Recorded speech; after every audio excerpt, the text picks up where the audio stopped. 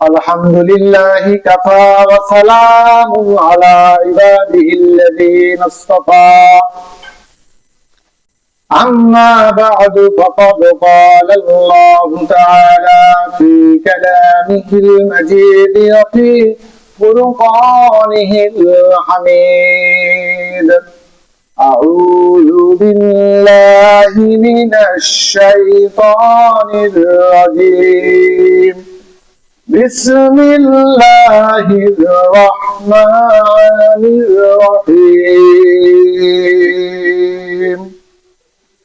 شهر رمضان الذي أنزل فيه القرآن وقال تعالى ولقد نصركم الله ببدر وأنتم أذلة وقال رسول الله صلى الله عليه وسلم إنما الأعمال بالنيات وقال أيضا بلغوا عني ولو آية أو كما قال عليه الصلاة والسلام سبحانك لا علم لنا إلا ما علمتنا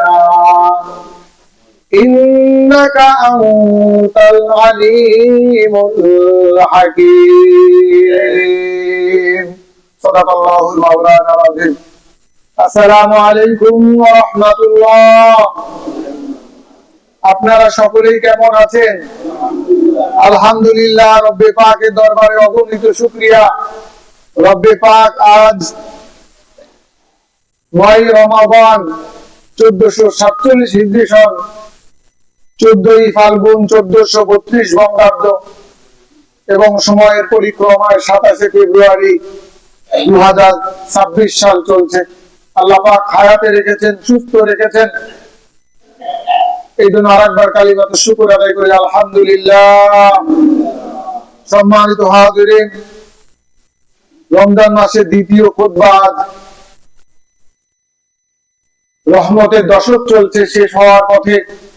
রহমতের দশকে আমাদের করণীয় কি? অনেক কিছু করণীয়, অনেক কিছু করণীয়। সম্পর্কের অধিকারকে আমি নষ্ট করেছি। আমরা চাইলেই এই রমজান মাসে একটা মাত্র ক্ষমার মাধ্যমে আমার ঈমানকে আমি মজবুত করতে পারি, শক্তিশালী করতে পারি। কিন্তু আমরা পরস্পর দাঙ্গা ফাসাদ, হিংসা, বিদ্বেষ, গীবত সব সময় এই যে চায়ের দোকানগুলো হয়, আমি মাঝে মাঝে আমার কানে আসি, অনেকে আমাকে বলেন, আপনারা ভাবেন যে আমাকে বলে না, অনেকেই বলেন আপনারা প্রচুর মাত্রায় গীবত শেখায়েত পর নিন্দা করেন। রমজান মাসে সেও যদি আমরা এখান থেকে নিজেকে নিরাপদ না করতে পারি, তাহলে আমার রোজা থাকা না রাখা একই কথা। রাসূলের হাদিস, রাসূলুল্লাহ সাল্লাল্লাহু আলাইহি ওয়াসাল্লাম বলেছেন, রমজান দেখে যে মিথ্যা কথা বলে, কি করে মিথ্যা কথা বলে, তার রোজা রাখা না রাখা আল্লাহ তাআলার কাছে কোনো পার্থক্য নেই। সে রাখলো কি না রাখলে তার দরদ মাটা, আল্লাহ তাআলা এটা কোনো ভক্তদের মধ্যেই না। আপনি বলেন মিথ্যা করে বলি, আমি তো মিথ্যা বলি না। হ্যাঁ, আপনি মিথ্যা বলেন। গীবত শিকায়েতের যে ছোট্ট একটা ব্যাখ্যা আছে, সেই ব্যাখ্যার মধ্যে একটা বাক্য দিয়ে সবাইকে বলছেন, শোনো, তুমি মানুষের অবর্তমানে কোনো কিছুই বলবা না, দরকার নেই। যদি তুমি বলো তাহলে গীবত হচ্ছে। একটা তুমি গীবত করলা, আর ২ নম্বর তুমি যে বললা তাকে, এমন হতে পারে সে ব্যক্তিটা নিষ্পাপ। তুমি চোখে দেখো নাই, মানুষের কাছে শুনে তুমি মানুষের নামে একটা বাক্য বললে, তাহলে এই যে একটা বাক্য বলার দ্বারা চায়ের দোকানে ২টা সমস্যা হয়। এক, আপনি মিথ্যাবাদী হইলেন, আর ২, গীবতের গুনাহগার হলেন। আমার কি দরকার আছে নিজের খেয়ে কি কষ্ট করে এসে ২ রাকাত নামাজ পড়ি, সারা সপ্তাহে যতগুলো নামাজ পড়ার দরকার করতে পারি না। ১-২ নামাজ আছে, অনেক কষ্টে নামাজ শেষ হয়ে যায়, সেই সময় দৌড়াইতে এসে ২ রাকাত নামাজ পড়ি।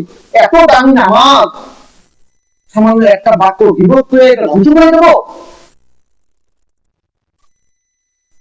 একটা রোজা একটা মাত্র মিথ্যা কথা বলার দ্বারা ধ্বংস করে দেবো? এত সারাদিন এত কষ্ট করে রোজা থাকি আমি, সারাটা দিন যে কষ্ট থাকে, বারবার খাইতে মন চায়, পানি পিপাসা মন চায়, আল্লাহকে ভয় করে আমি খাই না, আল্লাহকে ভয় করে আমি পানি খাই না, এমনকি দরজার ভিতরে ঢুকে আমি কোনো কিচ্ছু খাই না, আমি একমাত্র আল্লাহকে ভয় করি। কাকে ভয় করি? আল্লাহকে ভয় করি। সেই মানুষটা আস্তে করে রাস্তায় গেলাম, চায়ের দোকানে বসলাম, একটা মাত্র বাক্য বলার দ্বারা আমার রোজা নষ্ট করে দিলাম, একটা বাক্য বলার দ্বারা।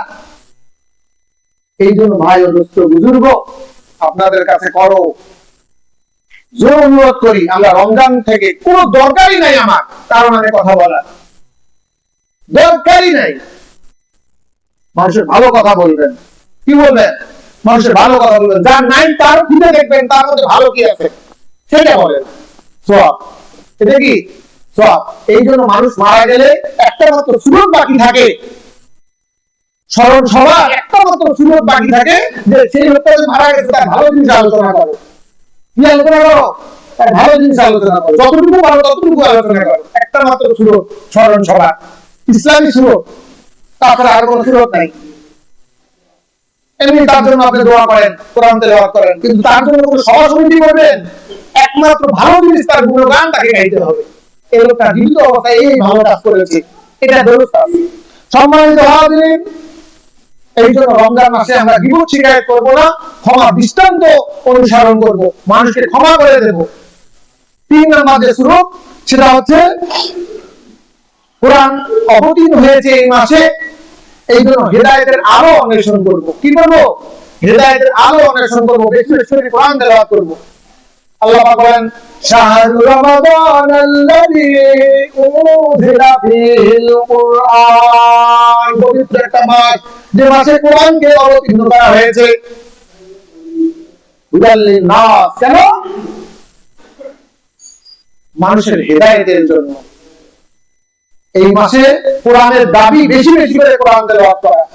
আলহামদুলিল্লাহ, বাদ জোহর কোরআন শিক্ষা হয়, আমরা হয়তো সবাই আসি, যারা আসতে পারে না তারাও আসার চেষ্টা করবেন।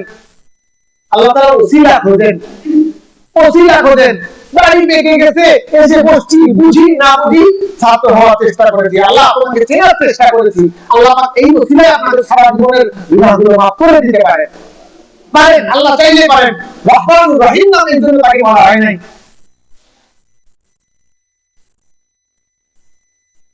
সম্মানিত হাজিরিন, আরেকটা যে বিষয়, সেটা হচ্ছে ত্যাগের প্রস্তুতি নিতে হবে।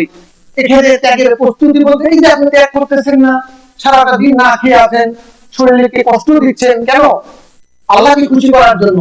এই যে ত্যাগ আপনি স্বীকার করছেন, আপনি বিবি সাহেবের সাথে মিশতেছেন না, মিথ্যা কথা বলতেছেন না, হালাল রুজি দিয়ে ইফতার করতেছেন, সাহরি করতেছেন, আপনার লোভ লালসা কম রমজান মাসে। এই যে আপনি সবকিছু থেকে নিজেকে ত্যাগ করলেন একমাত্র আল্লাহর জন্য, রমজান মাসের দাবি এটা আপনার কাছে রমজান চাই।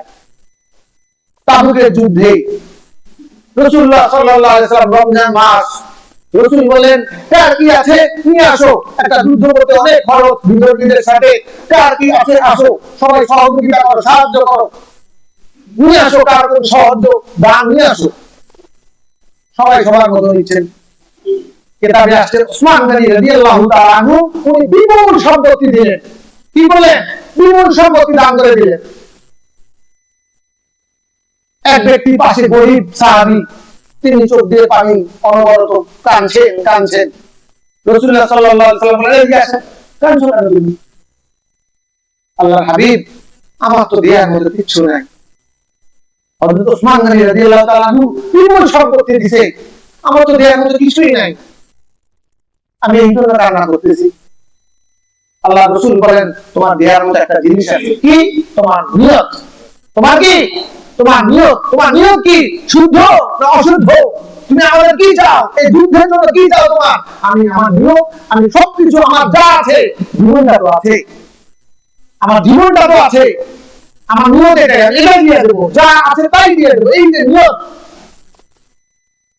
রাসূলুল্লাহ সাল্লাল্লাহু আলাইহি ওয়াসাল্লাম এই ত্যাগের পরীক্ষায় এই জন্য সাহাবীরা পাস করেছেন। সাহাবীদের কেন অনুসরণ করতে বলা হয়? তারা ত্যাগের পরীক্ষায় পাস করেছেন। এই জন্য আসুন এই রমজান মাসে আমরা ত্যাগের পরীক্ষায় পাস করি। দান সাদকা যা চাই আমরা করব, যা মন চাই করবো, অন্য মাসের তুলনায় বেশি করব, কারণ ত্যাগের পরীক্ষা সম্পদ দিয়েই করতে হয়।